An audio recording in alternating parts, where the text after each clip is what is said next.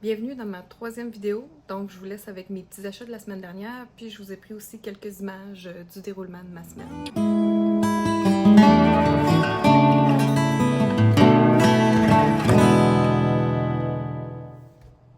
Bienvenue dans ma troisième vidéo. Donc, c'est dans cette vidéo-ci que je vous montre mes petits achats de matériel d'artiste que j'ai fait la semaine dernière. C'est ça, dans le fond, j'ai pris aussi des petites images cette semaine, des projets, des petites choses que j'ai faites. Je vais voir au montage, je vais peut-être vous en mettre un petit peu, mais j'ai l'impression que ça va encore faire une vidéo peut-être un petit peu longue. Donc sinon, ça ira dans la prochaine. Mais c'est ça, en fait, cette semaine, j'ai pas vraiment entamé de projet vraiment professionnel en tant que tel, étant donné que c'est ça, j'étais revenue de vacances, ensuite de ça, c'était la rentrée scolaire. On dirait que j'avais besoin d'une semaine un petit peu pour me déposer puis voir comment je m'enlignais pour la suite de l'année, hein, le retour de vacances. Qu'est-ce que je... On dirait que je suis dans une période où j'ai besoin de réfléchir à comment je m'enligne pour la suite. Donc, j'ai fait un petit peu de peinture tout de même, mais c'était plus une peinture d'essai, d'exploration. C'était vraiment comme pour me vider la tête. Puis ça m'a fait le plus grand bien. Donc, j'ai tout simplement pris une petite toile que j'avais, une petite toile bon marché, là, que je peux pas vraiment... justement, là, c'est pas un support que je peux vendre. Donc, c'était vraiment juste pour me chauffer un petit peu, là. Donc, je me suis installée, j'ai pris la première couleur qui m'inspirait, j'ai commencé à l'appliquer. Ensuite de ça, j'ai appliqué de la peinture un petit peu au couteau. C'est très rare que je fais ça. Je me souviens même pas la dernière fois que j'ai appliqué de la peinture au couteau. C'est vraiment pas une pratique que je fais souvent. Donc, j'ai fait ça. Ensuite de ça, je me suis juste laissée porter. Dans le fond, qu'est-ce que j'avais envie de faire au fur et à mesure. Ça a vraiment été un petit projet qui m'a fait du bien. Ça m'a vraiment fait du bien. On dirait que ça m'a remis dans le bain. Mais je pense que cette semaine, ça va être encore une semaine où ce que je vais essayer de réfléchir et de planifier. Dans le fond, pour les prochaines semaines, qu'est-ce qui s'en vient pour la suite. Il y a des choses qui s'en viennent. Il y a des projets que je veux mettre sur pied. J'aimerais aussi appliquer pour certains symposiums pour l'été prochain. Donc, il faut que je me mette là-dessus. Je vais essayer de préparer aussi mon peut-être quelques marchés de Noël. Puis voir qu'est-ce que je vais offrir pour ces marchés de Noël-là. Donc, c'est ça. Il y a quand même, j'ai beaucoup de petites choses à réfléchir, à planifier. Puis, ça va être une autre semaine peut-être où ce que je partirai pas nécessairement de gros projets créatifs, mais ça va être une semaine où ce que ça va mijoter beaucoup, je pense, dans ma tête pour voir comment je m'enligne avec la suite. Donc, je vous laisse avec mes achats, puis je vais possiblement vous mettre des petites images si ça fait pas une vidéo trop chargée. Sinon, ben ça ira dans la prochaine vidéo où ce qu'on va probablement embarquer un petit peu plus dans le vif du sujet, puis où ce que je vais vous montrer un petit peu plus mes projets qui sont en cours, puis ce qui s'en vient dans les prochaines semaines. Donc, si tu as aimé la vidéo, si tu aimes ce genre de contenu-là, n'hésite pas à me laisser un petit pouce, un petit commentaire, puis à t'abonner à la chaîne. Tu peux aussi activer la petite cloche pour être mis au courant des prochaines vidéos. Puis si tu connais quelqu'un à qui ça pourrait plaire, ben n'hésite pas non plus à lui partager.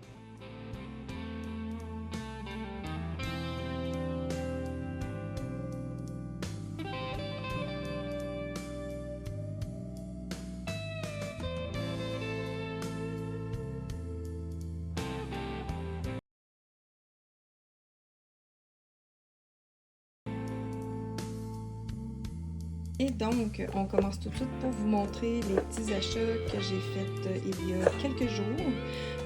Donc, en gros, il y a des carnets, des livres et des crayons. Fait que le premier achat que j'ai fait, dans le fond, non, c'est pas lui ici, c'est celui-là. J'ai déjà eu un sketchbook de cette marque-là, mais les anneaux n'étaient pas tout à fait pareils. Je pense que je vais vous le montrer. Donc, c'est lui ici. C'est la même marque, donc c'est la marque Ilroy Studio Pro. C'était la même chose, même je pense que j'ai encore l'étiquette. Un petit peu. Ouais, c'est ça, c'était cette étiquette-là. Ah, mais tu vois, le papier, lui, c'est pas le même poids. Donc, lui, je pense qu'il est plus mince. Puis celui-là était 75 feuilles pour 100 feuilles dans celui-ci. Donc, c'est ça, je pense qu'il est plus mince. Mais en tout cas, celui-là, je l'avais beaucoup aimé. Peut-être qu'un jour, je vous ferai un sketchbook tour. C'est un des premiers carnets que je me suis acheté. En fait, c'est le deuxième que je me suis acheté là, quand j'ai recommencé à dessiner un petit peu plus sérieusement en 2024. Donc, voilà, je l'avais bien aimé. Les feuilles, ce sont quand même suffisamment épaisses, mais c'est plus pour du médium sec. C'est pas vraiment pour l'aquarelle ou de la peinture, c'est moyen.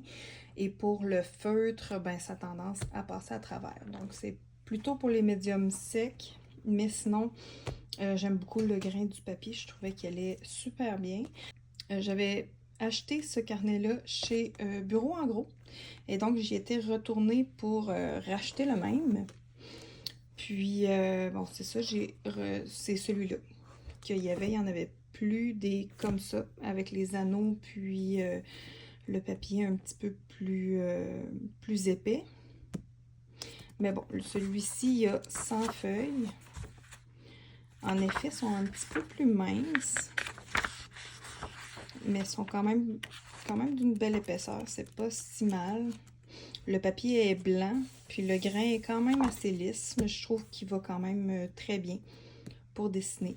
Donc ça, c'est vraiment un type de carnet parce que j'ai plusieurs types de carnets. Comme je vous disais, possiblement qu'éventuellement, je vais vous faire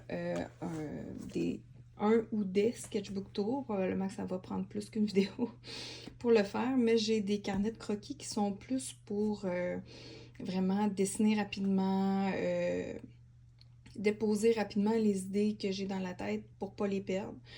Ou encore faire des études, mais tu sais, vraiment comme des croquis rapides. C'est ça, plus pour... c'est vraiment comme des croquis rapides, des dessins pour m'exercer. Donc, voilà. Pour ce qui est de ce type de carnet-là, donc c'est un carnet, comme je vous dis, là, qui est plus épais, qui a beaucoup de pages. Les pages sont pas très épaisses, puis c'est vraiment, vraiment, vraiment pour des croquis rapides. Ensuite, quand j'ai changé d'endroit, un autre endroit où ils vendent un petit peu plus de matériel d'artiste que chez Bureau en gros, il n'y en a pas tellement.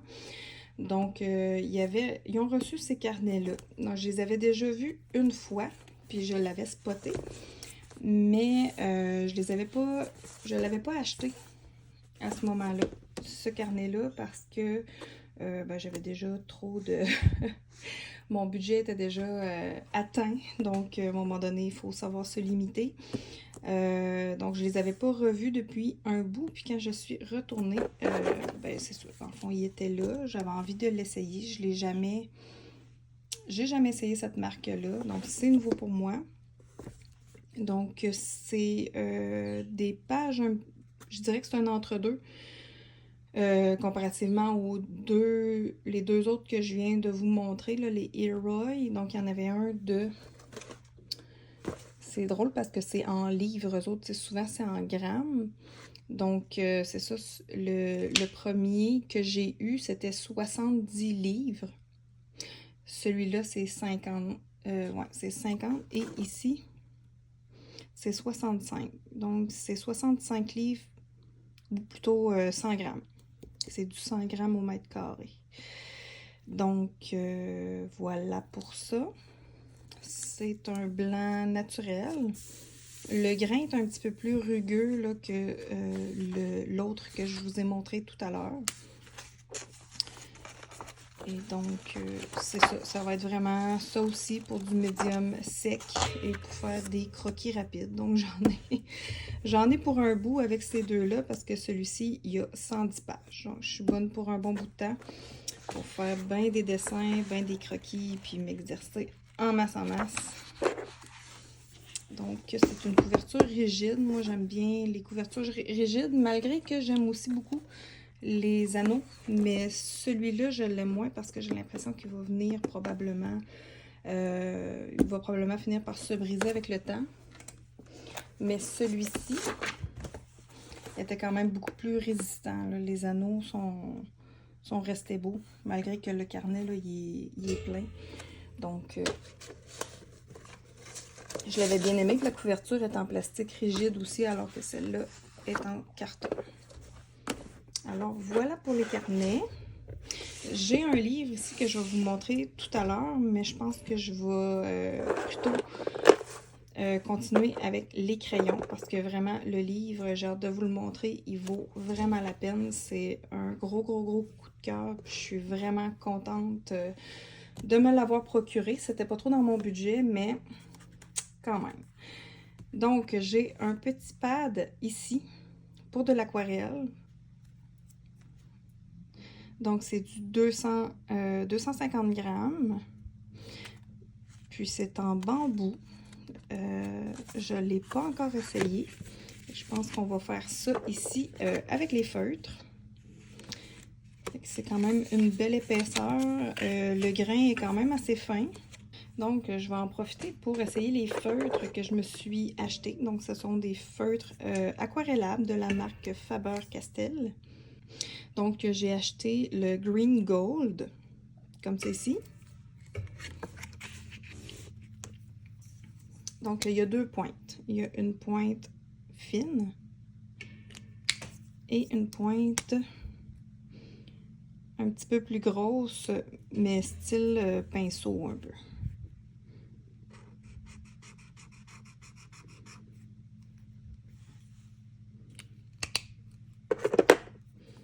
Donc, je vais y aller avec mon pinceau réservoir pour vous montrer un peu l'effet aquarelle que ça fait. Mon pinceau réservoir, il est comme un petit peu vieux, là. La pointe est vraiment émoussée, ça fait des années que je l'ai. Je viens de m'en recommander d'autres.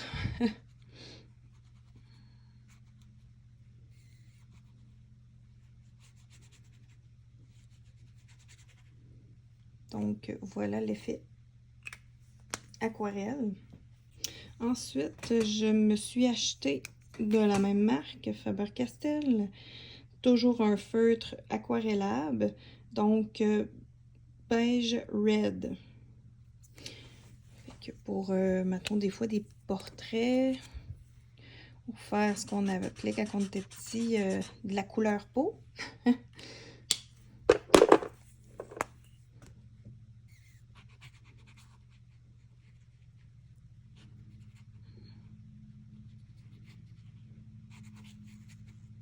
Donc, voilà un coup dilué.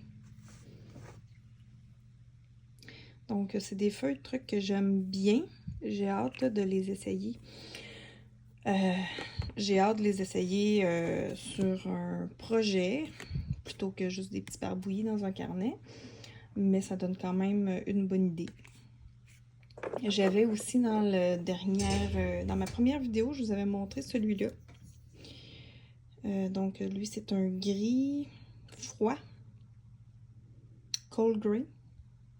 Je l'aimais aussi et c'est pour ça que je m'en ai racheté deux autres couleurs.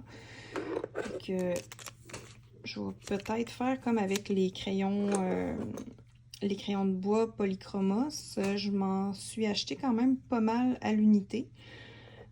Donc, tranquillement, là, quand j'y vais, je vais peut-être me procurer des nouvelles couleurs de ces crayons feutres-là. Parce que je trouve qu'ils sont aussi très beaux juste en crayon feutre. Et c'est des crayons feutres à base d'eau, donc ils transpercent moins le papier que les feutres à alcool. Puis je trouve qu'ils ont un beau rendu. Donc, à suivre pour ça.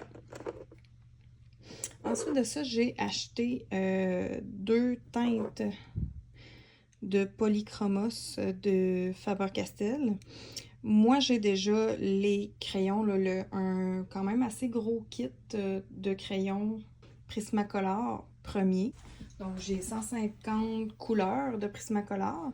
Mais j'aime bien, là, des fois, là, plutôt que de sortir mon gros kit pour dessiner, mettons, dans mes carnets de croquis ou un petit peu sur le vif, mais j'aime bien avoir les Faber-Castell dans mon kit de crayons de couleur que j'ai mis dans un coffre. Fait que je pense que je vais vous montrer ça. Donc ça, c'est mon petit kit de crayons de couleur que j'ai mis dans un bac comme ça. Fait que là, il y a des affaires qui, finalement, ils n'ont pas rapport. Ça, c'est pas dans le bon bac. Ça ici. Donc, c'est ça. C'est des crayons de couleur. La majorité, c'est des crayons de couleur de chez Homer de Serre. Je sais pas si on peut voir. Ouais, crayons de couleur de Serre. Donc, ils vont bien. Ils sont quand même, sont pas si mal. C'est un bon entre-deux, je pense. Mais ils sont vraiment pas aussi crémeux que, par exemple, les Prismacolor premiers. Puis, pas tout à fait non plus la même texture que les Faber-Castell. Donc, c'est ça. J'aime bien m'ajouter des teintes de polychromos à travers ce petit kit de crayons de couleur-là, là, qui est le kit que je promène pas mal dans la maison. Si j'ai à m'absenter, si je m'en vais à l'extérieur, ben souvent je vais piger des crayons dans ce kit-là pour mettre dans mon étui que je vais traîner à l'extérieur. Donc, ces deux-là vont venir s'ajouter dans ce bac-là. Puis, pour savoir quelle couleur j'ai en main, puis pas racheter deux fois la même chose, ça serait pas dramatique, mais c'est juste que c'est le fun de pouvoir avoir des nouvelles teintes, puis pas toujours répéter les mêmes. Puis des fois, il y en a qui se ressemblent. Donc, je me suis fait un petit carton comme ça, où ce que j'ai mis toutes les teintes de crayons de couleur que j'ai. Puis, c'est ça, dans le fond, je le traîne dans mon portefeuille ou dans ma sacoche quand je vais au magasin de matériel d'artiste, puis que je veux me choisir des nouvelles teintes, ben à ce moment-là, je sors mon carton et tu vois, je l'avais pas l'autre jour, mon carton, puis je viens de voir que j'ai deux couleurs qui se ressemblent vraiment beaucoup. Donc, j'ai le 154 et le 156. Mais bon, c'est pas tout à fait la même teinte, c'est correct. Mais je vais essayer quand même de garder l'habitude de le traîner puis de regarder la prochaine fois quand je m'en achète. Puis, j'ai commencé la même chose à l'envers de mon carton pour les feutres. Ça, je traîne ça avec moi dans mon portefeuille. Donc, on va les tester, les belles couleurs. Donc, tu sais, c'est des crayons de couleur, là. Il n'y a rien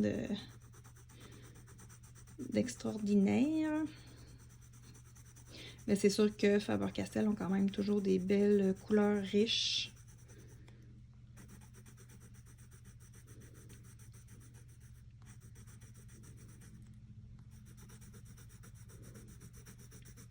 Si j'appuie un petit peu plus fort. Donc voilà, c'est sûr que c'est sur du papier aquarelle. Donc c'est un petit peu plus texturé. Donc on voit vraiment la texture avec le crayon de couleur.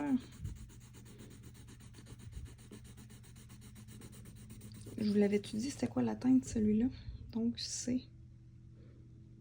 On le voit-tu? Red Violet 194.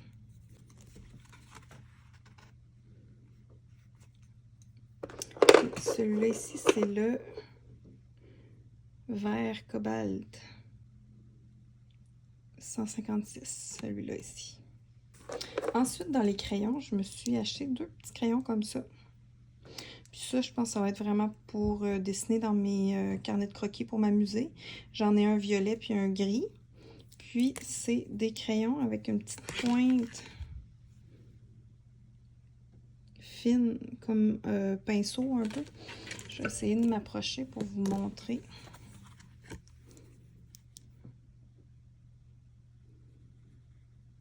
Donc, c'est vraiment un petit pinceau.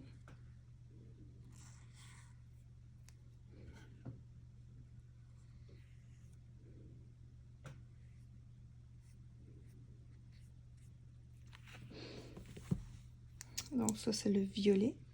Il n'y avait plus de noir. C'est sûr que s'il y avait eu le noir, j'aurais pris le noir, mais il n'y en avait plus. Donc j'ai pris le gris.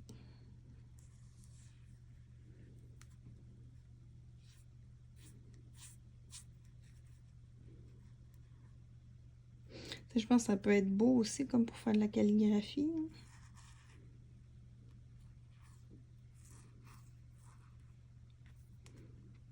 Donc voilà, là, je pense que je vais m'amuser avec ces petites plumes-là. Et là, je vais regarder. OK. Parce que là, j'ai regardé dans mon écran de téléphone. J'avais de la misère à m'aligner avec le bouchon. Donc voilà. Et que j'aime bien ces petites plumes-là. J'ai hâte de les essayer dans mes carnets. Fait que ça fait pas mal le tour pour mes achats de carnets à dessin et de crayons. Je pense qu'on va embarquer plutôt dans le volet livre. C'est ça, dans le fond, j'ai acheté un seul livre d'art, dans le fond, là. Un seul livre d'artiste. J'aurais voulu m'en acheter plus que ça, mais j'en ai pas vraiment trouvé d'autres. Ben, en fait, à la librairie, c'est sûr que neuf, c'est un petit peu plus dispendieux. J'aimerais m'en trouver aux endroits où il y a des livres usagés, mais c'est vraiment pas quelque chose que j'ai vu souvent. En tout cas, moi, où ce que je suis, dans les friperies puis les endroits où ils vendent des livres usagés, j'ai rarement vu des livres d'art, malheureusement. Donc, c'est vraiment plus dans les librairies et à ce moment-là, il faut les acheter neufs. C'est un petit peu plus dispendieux. Mais là, moi, j'ai tombé sur celui-là. J'ai vraiment eu un énorme coup de cœur. C'est un livre vraiment, vraiment magnifique. Donc, c'est Elise Hurst. Je ne connaissais pas cet artiste-là. C'est une très belle découverte. Puis, en plus, il n'était pas tellement cher. Donc, il était 25 $. Fait que je trouve que c'est vraiment pas cher pour toutes les œuvres qu'il y a à l'intérieur. Donc, c'est un livre, c'est ça s'appelle Le Grand Livre du Conteur d'Histoire. Mais c'est un livre qui a pratiquement pas de texte. Il y a quelques petites pages, je vais essayer de vous en montrer une comme ça, où il y a un petit texte, pas très long, mais c'est ça, c'est comme plus comme une petite pensée, un petit texte inspirant. Mais sinon, dans les pages où il y a des dessins, il n'y a pas de texte. Fait que c'est vraiment pour admirer les images, puis peut-être inventer des histoires qui vont avec. Donc, je pense que c'est pour ça que ça s'appelle Le Grand Livre du Conteur d'Histoire. Alors, c'est une artiste qui travaille avec une plume à l'encre, dans le fond au feutre à l'encre noire. Puis, avec un petit peu d'aquarelle. Donc, il y a des petites touches de couleur. Ben ça, c'est ce que j'ai vu sur son Instagram. Vous pouvez aller voir sur Instagram pour admirer ses œuvres parce qu'elle en a des très belles aussi qu'on ne retrouve pas dans le livre. Mais moi, j'aime beaucoup ça, regarder un livre, là, tenir un livre entre mes mains, là, surtout pour tout ce qui est au sujet de l'art du dessin. J'aime beaucoup ça, pouvoir le regarder dans un livre, dans mes mains, et pas seulement sur le téléphone. Fait que je vais vous faire un petit tour. Regardez ça, moi qui aime tant les chats. Fait que je vais vous faire un petit tour. Je pense que ça vaut la peine. Là, je m'accroche tout le temps dans mon pied en tournant les pages. Fait que je vais essayer d'ajuster.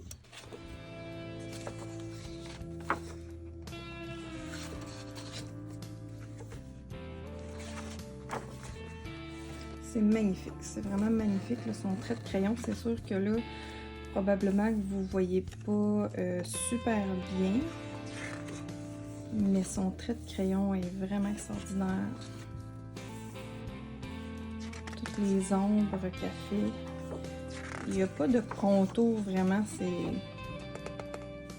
c'est toutes des petites lignes qui fait le contour et l'ombrage. Des petites hachures. Puis elle travaille vraiment avec des hachures un petit peu... je vais essayer de vous montrer. C'est des hachures un petit peu plus anarchiques, peut-être.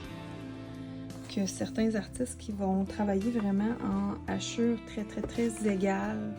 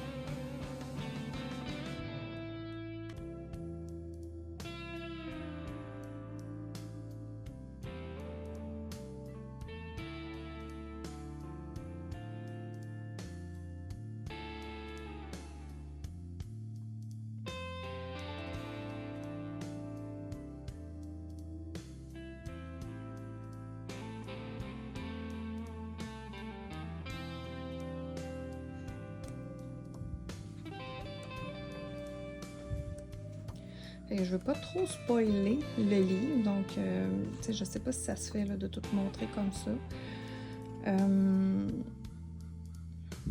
Cette image-là est capotée, je la trouve tellement belle. C'est vraiment un univers que j'aime. Donc voilà, je vais m'arrêter là. Je montrerai pas tout. Mais vraiment, c'est un livre qui vaut le détour, qui est extraordinairement beau, puis qui est quand même très abordable. Fait que je vous encourage, si vous le voyez, à vous le procurer. Vous ne serez pas déçus. Moi, c'est ça. Ça fait quelques jours que je l'ai. Je l'ai déjà feuilleté plusieurs fois. Donc, c'est ça. Puis, après avoir feuilleté le livre, je me suis dit, tiens, ben, j'avais été aussi voir sur son Instagram, puis j'ai pris une image de son Instagram à Elise Hurst. Elle avait dessiné des petits lapins, puis on voyait, dans le fond, le mouvement de sa main quand elle fait son ombrage, quand elle fait ses traits, quand elle dessine. Puis, j'ai eu envie d'essayer. Fait que j'ai repris, il me semble que c'était la même image, et je me suis essayée là, rapidement. Je vais vous montrer ce que ça a donné. Donc, ça a donné ça ici. Fait que, comme je vous dis, c'était vraiment rapide. Là, il y a des petits autocollants que ma fille a collés dans mon carnet. Mais, ouais, c'est ça. J'ai fait ça comme vraiment très, très rapidement, un petit peu avant souper. Juste pour essayer, voir quel effet ça donnait. Écoute, je suis très, très loin du résultat de Elise Hurst. J'ai d'ailleurs écrit son nom ici. Mais c'est ça, je suis très loin de son résultat à elle. Là. Vous irez voir sur son Instagram, les petits lapins sont vraiment magnifiques. Donc ça, c'est un petit poisson qu'il y avait dans son livre. Donc c'est ça, j'ai essayé de faire des petits effets, un peu comme elle fait. Écoute, c'est à travailler, là, c'est pas... c'est pas quelque chose que je maîtrise, mais j'aime quand même beaucoup mieux procéder comme ça que de procéder avec essayer de faire une tonne de petits traits parallèles, structurés et ordonnés pour faire de l'ombrage. Parce que je trouve ça magnifique, je trouve ça super beau, les gens qui sont capables de faire ça, mais moi, c'est pas quelque chose que j'ai envie de faire. Donc, ce sketchbook-là, c'est un petit... c'est un carnet que j'ai pris au Dollarama. Puis, c'est pas extraordinaire. Ça vaut ce que ça vaut. C'est pour ça que j'ai été m'en acheter d'autres. C'est pas que c'est nécessairement mauvais. Mais, bon, c'est quoi que j'ai fait l'autre jour? Ah oui, je pense que c'était avec du feutre. C'était quoi? Ouais, c'était des crayons acryliques. Ouais, c'était des crayons acryliques que j'ai voulu colorier un petit peu avec, là, remplir une partie de mon dessin avec les crayons acryliques, puis le papier, il s'effritait. Donc, c'est vraiment de qualité très moyenne. Le grain est pas si mal, il est pas trop rugueux, là. Honnêtement, c'est pas si mal, mais je sais pas pourquoi. Ça m'avait fait ça aussi, j'avais mon premier carnet de dessin que je me suis acheté quand j'ai décidé de me remettre au dessin sérieusement en 2024. C'était aussi un carnet du Dollarama. C'est pas le même que lui, c'en était un autre.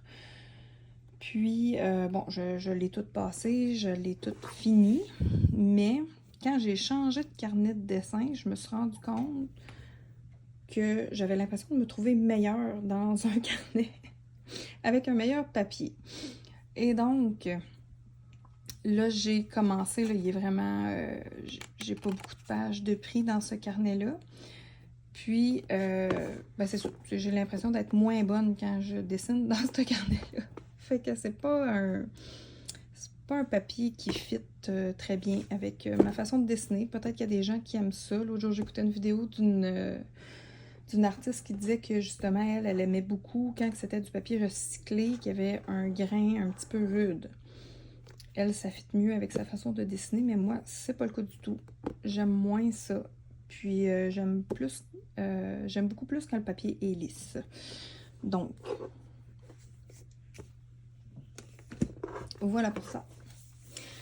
Ensuite, donc je me suis acheté un livre sur les pivoines parce qu'il y a beaucoup de tatouages de fleurs, de pivoines et tout. Puis en feuilletant le livre, je trouvais qu'il y avait vraiment des belles photos. Je vais essayer de vous en montrer. C'est des belles photos, ce qu'on voit bien. C'est sûr que là, je m'accroche dans mon... on voit bien le cœur ici de la pivoine. C'est sûr que c'est pas la meilleure. Ouais. Tu sais, il y a des belles images que je vais pouvoir essayer de refaire, de dessiner. Ça peut faire aussi des belles inspirations pour des dessins de tatouage. Je trouve ça magnifique, des tatous de fleurs. Puis, dans le fond, je me rends compte que j'ai du travail à faire là, pour vraiment faire des belles fleurs avec un beau mouvement. Pour l'instant, j'ai pas fait beaucoup. J'ai pas dessiné beaucoup de flash avec des fleurs parce que je trouve que je maîtrise pas encore suffisamment bien le sujet. Donc, peut-être qu'en dessinant des pivoines de ce livre-là, je vais pouvoir m'améliorer. Donc, voilà pour ça.